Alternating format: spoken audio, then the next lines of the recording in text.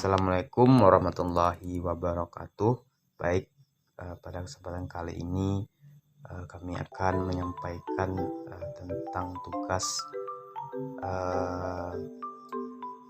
yang berjudul Gizi Seimbang dan Olahraga bagi Pelaku Perkantoran dengan dosen pengampu yaitu Ibu Halimah Sofia SMB MT, di mana ini disusun oleh kelompok 2 yang beranggotakan Arif Setiawan, Fadilatul Asmi, Dia Mizalina, dan Ahmad.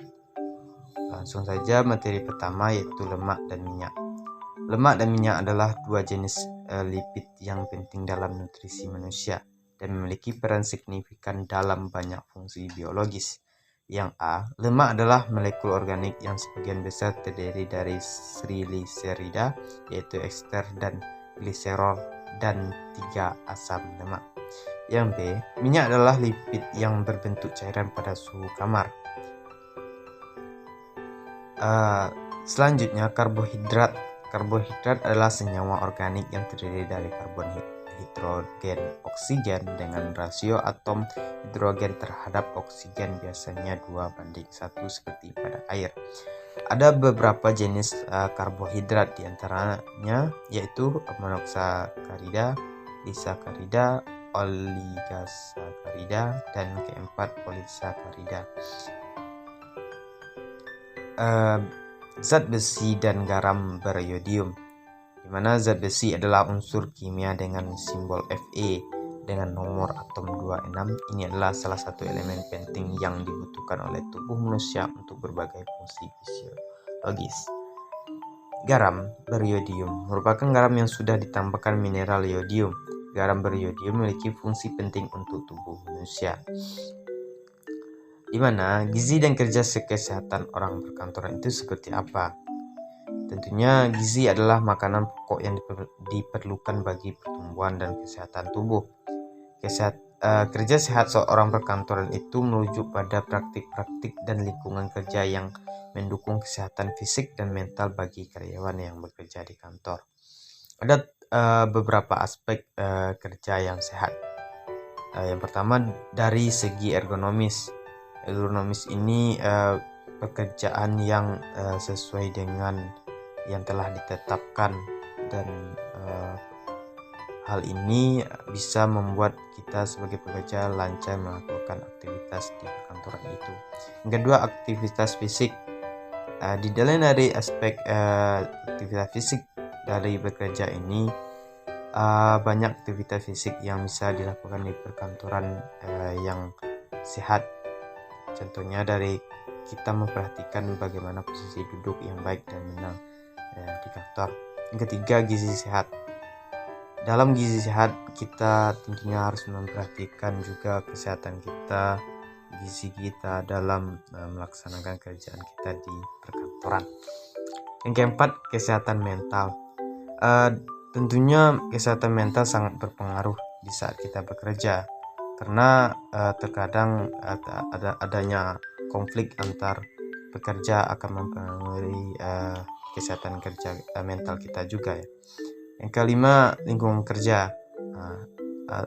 Seperti yang telah saya singgung sebelumnya, dari terjadinya konflik di perkantoran akan mempengaruhi lingkungan kerja kita. Jika terjadi banyak konflik akan menimbulkan ketidakfokusan dalam bekerja. Hal ini harus kita perhatikan dan tentunya dihindari. Olahraga yang teratur itu seperti apa? Di mana adalah aktivitas fisik yang dilakukan secara konsisten dan terstruktur dengan tujuan meningkatkan atau menjaga kebutuhan fisik dan kesehatan secara keseluruhan. Di antaranya ada beberapa manfaat olahraga yang teratur itu, di mana ada 6 poin. Yang pertama, kesehatan jantung. Dengan melaksanakan olahraga yang teratur, maka kesehatan jantung juga akan membaik dan juga berfungsi sesuai semestinya. Yang kedua, pengendalian berat badan. Dengan olahraga yang teratur, ini akan membuat pengendalian berat badan yang kita inginkan akan bisa terlaksana dengan baik. Yang ketiga, kesehatan mental.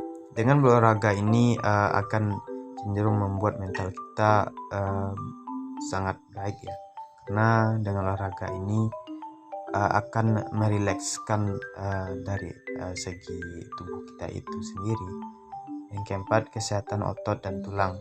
Dengan melaksanakan olahraga yang teratur, otot dan tulang kita akan sehat ataupun bisa berfungsi dengan semestinya. Yang kelima, kesehatan metabolik. Kesehatan seperti apa? Kesehatan ini merujuk kepada seperti peredaran darah yang lancar ya, dengan melaksanakan olahraga yang teratur dan tentunya dengan baik. Yang keenam, fleksibilitas dan mobilitas. Dengan melaksanakan olahraga yang teratur, kita tentunya akan fleksibilitas dan mobilitas tubuh kita akan baik. Kita akan tidak mudah sakit pinggang atau sebagainya, dan juga mobilitas, kita bisa melakukan aktivitas kita dengan baik dalam sehari-hari, di mana olahraga yang teratur adalah kunci untuk mencapai dan mempertahankan kesehatan fisik dan mental. Ada dua contoh kasus, di mana yang pertama, Maya bekerja sebagai manajer di sebuah perusahaan teknologi besar. Sebagai seorang profesional yang sibuk, ia sering menghabiskan waktu di kantor untuk tugas manajerial, rapat, diskusi strategis dengan timnya. Jam kerja yang cenderung panjang sehingga membuatnya sulit untuk memperhatikan pola makan dan kebugaran secara teratur. Dari contoh ini kita bisa mengambil kesimpulan bahwanya aktivitas kita yang di kantor yang tidak memperhatikan kesehatan lambat akan merusak kesehatan kita juga. Dan hal ini kita harus memperhatikannya dan tidak sibuk dengan pekerjaan saja, tetapi kesehatan harus diperhatikan juga. Kasus yang kedua, contoh kasusnya yang pertama, masalah pola makan yang tidak seimbang. Pola makan yang tidak seimbang tentunya akan merusak kinerja dari tubuh kita, dan harus kita perhatikan keseimbangan pola makan itu. Kurangi aktivitas fisik, maksudnya itu jangan melakukan aktivitas fisik yang tidak sesuai dengan kemampuan kita. Dampaknya kesehatan menurun, kurangnya kebugaran. Solusi dalam hal ini pengaturan pola makan. Kita tentunya mengonsumsi seperti makanan sayuran ataupun juga buah-buahan, tidak hanya memakan makanan pokok saja. Jadwal olahraga rutin. Dengan hal ini kita tentunya memastikan dalam sehari itu kita melakukan olahraga yang rutin, seperti ya di pagi hari ya kita bisa melakukan maraton atau berjalan di pagi hari ataupun sore hari. Yang ketiga, konsultasi dengan ahli gizi atau pelatih pribadi.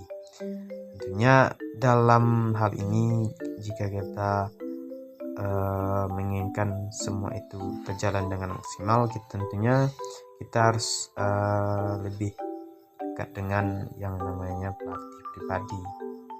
Dalam hal ini semua yang telah saya paparkan semoga dapat mengambil pelajaran dari presentasi kami ini untuk perhatiannya, dan kesalahan yang telah terjadi di presentasi kami